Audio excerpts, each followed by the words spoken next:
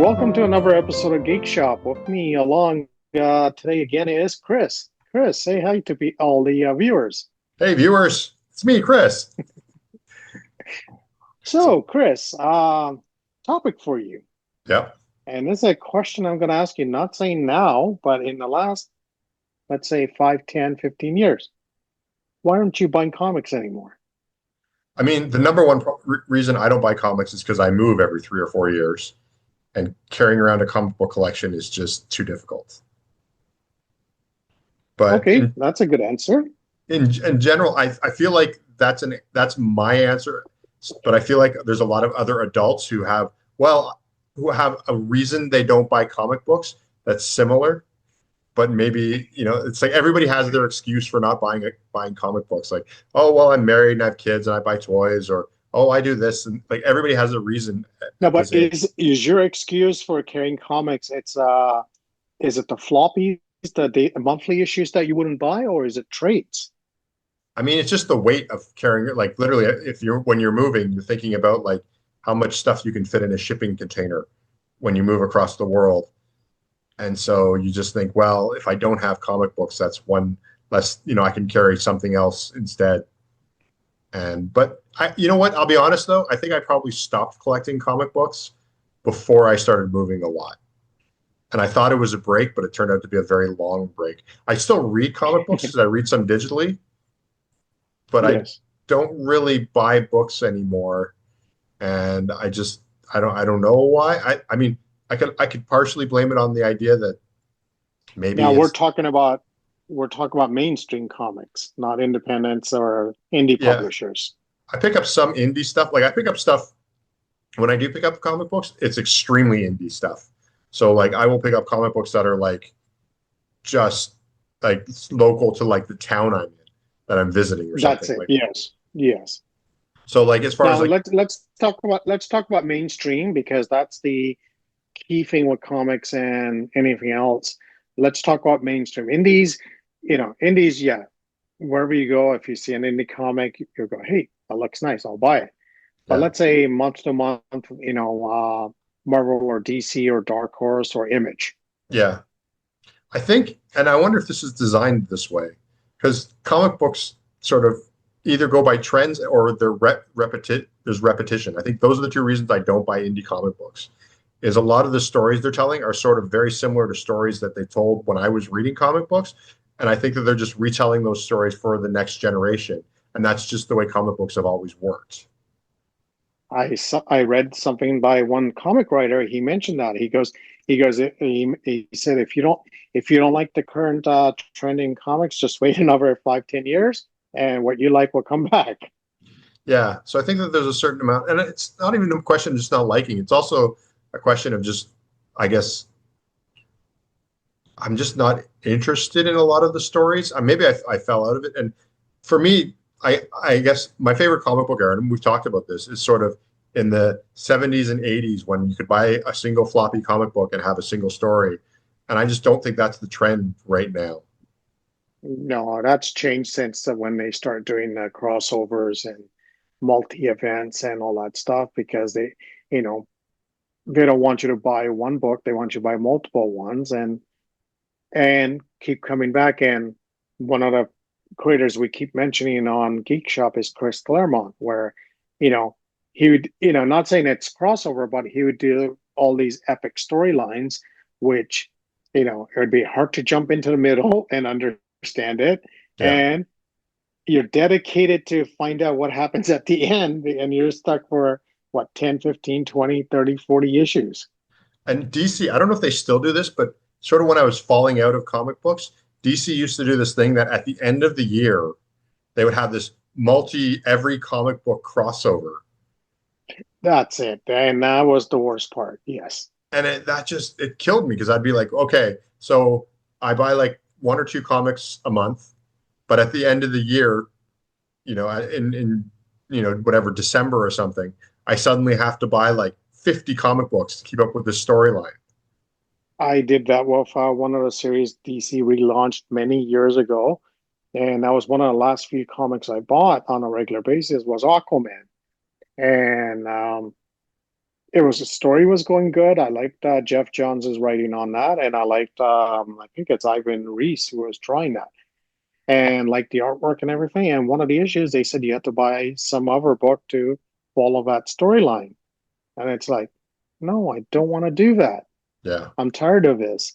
I want to read this story, from start to end, and I want to yeah, read it here. I don't want to go and buy another book. yeah. And sometimes you like it's so many books, and so like I don't mind a crossover. To me, a crossover is like a character comes to visit, and then Yes, and then yes, and then plays in the playground and then leaves. But when you get into these like multi-giant crossover things, and often they, and you have to.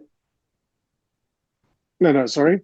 I was going to say the other problem is often when it ends, there's like these drastic changes they do. All the time, all the time.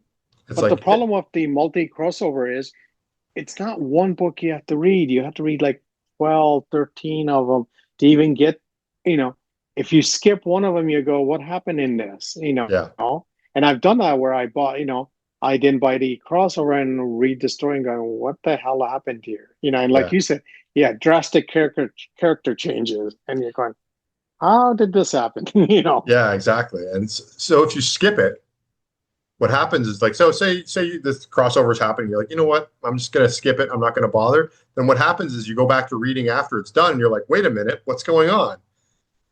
Aquaman's dead, like or something. Like it does. They literally get that drastic where they're like they kill off major characters, and you're like, so now the like that storyline, like he's dead. So now I've got to like go through all this, or Yeah. he's lost his hand. I know Aquaman for a while lost his hand. Yeah, That was a that's big, it. Yeah, that was one of the major ones. Yeah. and so and maybe it didn't happen in the actual comic. So now you have to like figure out how it happened, why it did it, and why Aquaman suddenly fighting Lex Luthor because suddenly they're enemies because in the crossover they Aquaman betrayed Lex Luthor, and so all of a sudden it's like what's going on here, and it's like so they do these like it changes the story so drastically, and It that can be changes, it does. Yeah. and it can be annoying because like I said, I like little bits of characters coming in, but then I don't like just these crazy big changes and No, big that's stories. it. See, for me, not buying standard comics anymore. Biggest thing was, well, a couple of reasons. One of the biggest thing was, and not the whole thing, growing up and saying, you know, my taste had changed and all that. I love comics, love the characters and stuff. My biggest thing is the prices. You know, come on, 5.99, 6.99 for a book? No, you Yeah, know, I can't justify spending that much for a comic. That's one thing. Uh, Second thing is it's, all the what do you call it? Renumbering. You know, it's like, you know what?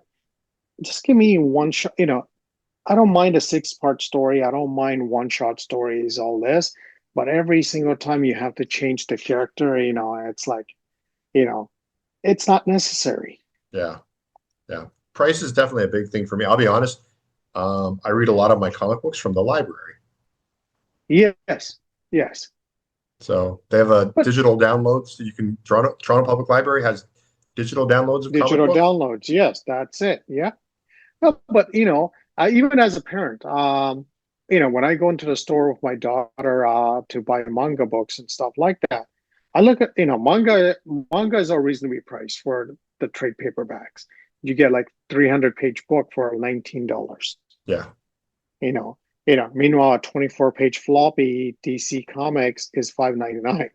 that's a You know, standard simple one. Like I've seen them even that's like it. over Yeah. $10. That's what I mean. And as a parent, you want to encourage them to buy, Superman comic or something like that. But as a parent, you're going, no, that's too much. I don't want to, I don't want to spend that much money on this. Yeah, and I guess you don't even see comic books like in like at like gas stations or anything like that anymore. Not anymore. No, no. So because Even that used to be Archie's, I was gonna say that used to be a cheaper way to get comic books was you'd often see them at like gas stations for a lot less than you would at a yes. comic book shop.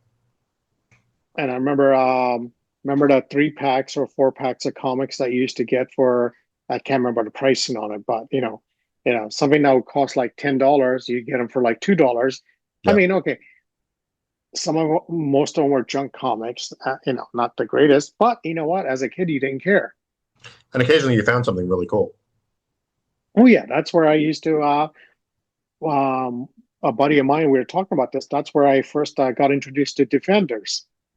You know, Defenders had amazing Kevin Nolan art in it. I mean, the Yeah, covers, and the inside. I can't remember. It was Don Perlin, I think, was the artist. I can't remember that. But J.M. DeMatteis wrote some of the stories, and as a kid, you didn't care. You just read them, you know, yeah, and and some of the I remember even some of the books even had Daredevil in it. Packs had Daredevil and other stuff in it. DC had their own versions, but it was good. As a kid, it was cheap, and you bought them.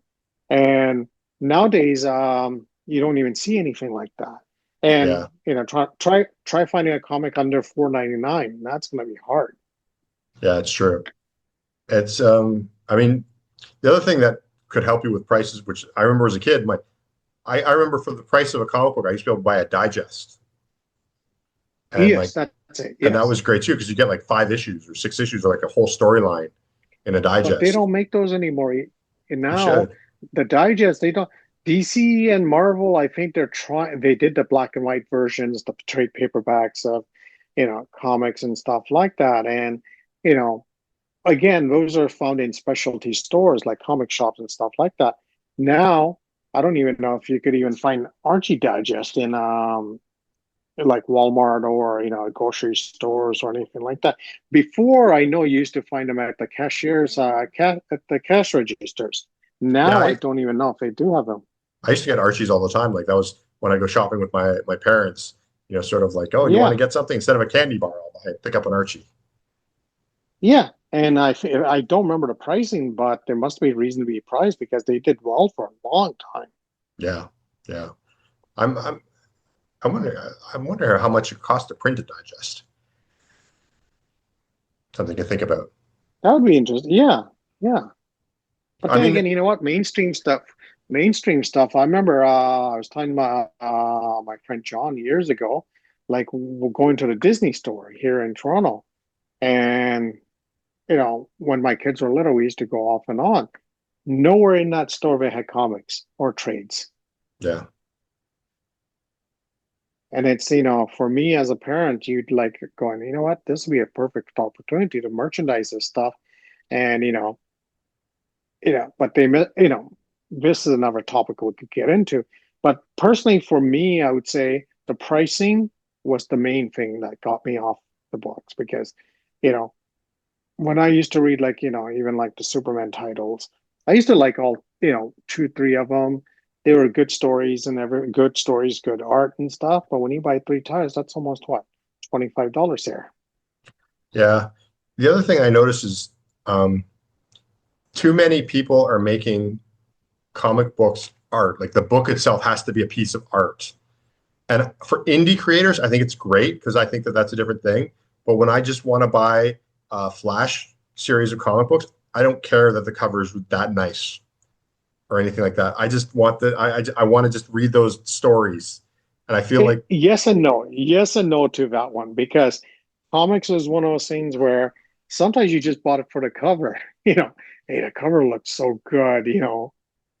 but the thing is, it's all towards like I was at when I was in Toronto, I went to Silver Snail, and it's all these beautiful bound books and everything like that.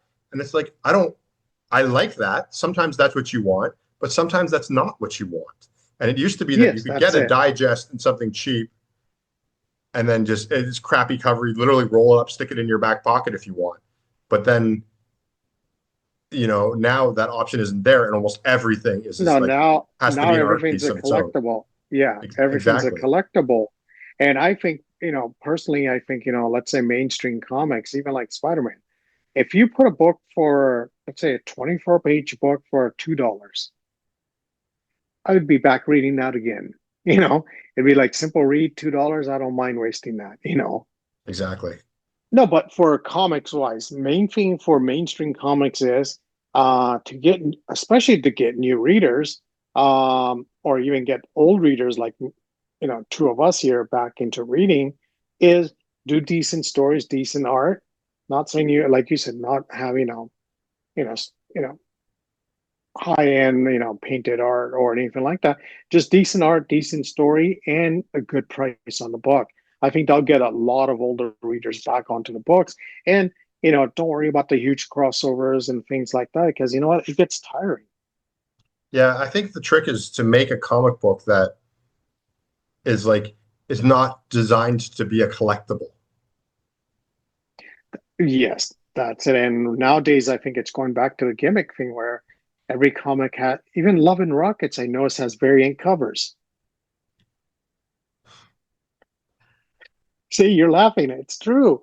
Yeah, it's not, Why? it doesn't need it. It doesn't need it. What you It need doesn't is need it. you need just this like, and the thing is I think that they're missing. And I mean, you've done comic book shows. And I've done like art shows and stuff like that. And the thing you learn is what you sell the most of often is the little cheap thing. When I'm doing like if I'm doing like art shows or anything, like if I sell like a little folding comic book that I'm selling for a quarter, I'll sell millions of those. Like they'll go like crazy because everybody's like Because a quarter. people are willing to take that chance because, it's like, again, a 24-page floppy comic. Are you going to pay 6.99 and take a chance and say this might be good? Or Yeah, are you willing to pay, let's say, $2? And not to say, and I know people might say, well, printing cost and all this and that, this and that. DC and Marvel could afford to put a book for $2 and sell millions of them. yeah. They have a quantity enough that they're probably not That's spending it. that much. Yeah, that's it. And, imagine a Spider-Man book for $2. Kids Yeah. would be buying it. And I'm gonna say something unpopular for this podcast, but maybe you don't have to get the best artists all the time. When I Like was growing up, it was like that. Growing up ex was like that. There's exactly. certain books you bought and you kept buying it, but you hated the artist inside. You just read the story, Like you don't have to get like a guy who's going to be charging like a fortune for the pages and therefore the price of the book's going up. Like again, if I'm reading a simple flash story, if the story's okay, like just get the again, this is making it a collectible because they're like, oh, with work by this in person, and it's like, it's like, okay, that's great. I'm glad you've got this popular person, but like, how is that really improving the comic book experience for me as a reader? And actually, if you look back at it, especially like the era of comics we grew up with, 70s and 80s, you know, you might have bought 10 books, let's say, off the shelves. Out of 10 books, maybe two might have had really good artists in it. And you want to know something? I would say those were the only two books that I even cared about the artist. Yeah, rest of them you just cared about the character and reading, and that's Yep. it. And that's what, and I'm And not saying you shouldn't have those nice collectible beautiful stuff and those good artists shouldn't be working or anything like that by any stretch, but you need the other one as well. you do, and you know what? It's the fun aspect of reading it and enjoying the book and the content and everything. And if you get more out of the book, and if you like the artist, if you like the writer, even better. Yeah, because sometimes you would find a book and you'd be like, wow, this is like, whatever. I don't know. I don't know if I'm going to like this, but whatever, you'll buy it. And suddenly you find you're really into it. And that's how you discover new artists. And I feel like that's That's it. Yeah, so I feel like that's, it's not that discovering artists has not happened anymore because they're not really making like these like sort of B grade, B level books, these cheap B level books, even with their main characters. Like, why not have like a Superman series that's just short stories that's by artists who aren't necessarily these famous artists that, you that's know, yeah.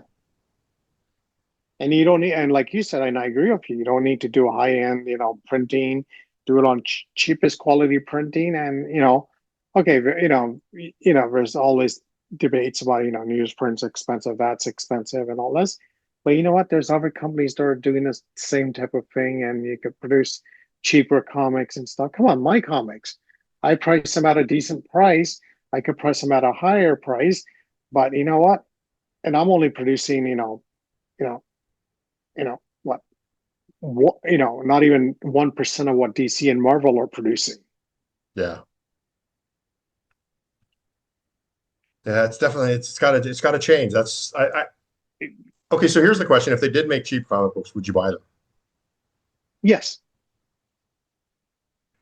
No question about it. Because you know what? It's one of those things where, when you went to the newsstand when you were a little kid before comic shops were, I knew about them, you took a chance because you know what? They were 50 cents, 75 cents, a dollar at that time. You took a chance because you know what? You'd buy them, read them. Some of them were good, some of them were not. Yeah, But you bought them. I agree. And I, like I said, if they made a cheap $2 comic or a dollar comic on Superman, Spider-Man, Batman, I'd be buying all three of them. Yeah, and they have to do it. We need more than just free comic book day. Yeah, and the free comic book day, honestly, it's not even worth it. I'd rather pay and have a good story, Yeah, a full-length story, yeah. you know. And a free comic book, we could get into a debate on that. It's not really free comic book day comics, you No, know. it's Uh, comic book stores don't get to charge for this comic book day. no, comic book stores get charged for it. No, they do get charged. That's what I'm saying, but they don't get to Yeah, charge for it. So yeah, they they don't have get to. to charge. Yeah, so it's They not really. Yeah, yeah, it's rip off your comic book store day, really, that's it. Yes, but I mean, instead of doing that, why not just produce, cheaper comics, on a monthly basis? and And digest you and things could. that are designed for people to read. Yes, that's it. And you know what? And I think with a younger age, like anyone under, well, any age, let's say anyone under 800, say all they want to do is read, And get them to read, it's funny you mentioned about your daughter buying the manga and how it's cheap. Really, mangas are digests. they are, yeah. Yeah, they're like, I have one here. They are. I mean, it's I, smaller, yeah, it's black and that's white, it. it's cheaply printed, but it's got a good story. Yeah, that's it. And the Japanese have figured this out for the last, what, how many years? Over 50 years. And it's worked. And you see And manga comics everywhere. and you see more manga nowadays than you see DC, and you're thinking, why isn't DC jumping on this train too? That's it. DC, Marvel, they're just still backwards on this. I Yeah, mean, that's another debate we could get into. But personally, I agree with you on this. I would be, even if they did a, like you said, digest manga size book on a monthly basis and charge $19 for, let's say, 200 pages, 300 pages, I'd be buying those. for sure, definitely. I would definitely buy those. Yeah, And not no limited prints. Like they'll just keep printing it as long as people will buy it. I think so. And the problem of, and again, this is another long episode we could do is, we haven't tried it. And that's the problem. Yeah, it's true. Well, I don't think we've solved our problem, except we both agreed that we don't really buy comic books anymore. No, and and like I said, the bottom line is pricing and pricing and what do you call it? Content of the storylines.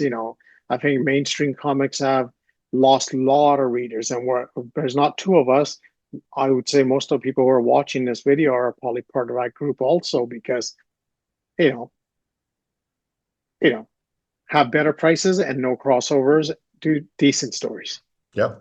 Uh, I want to digest so badly. Let's wrap Get this to it. up. Get to it. Okay.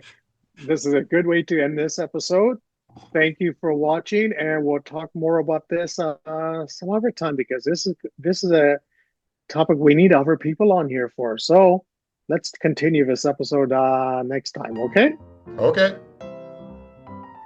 Thank you for watching, and we'll see you next time. Bye.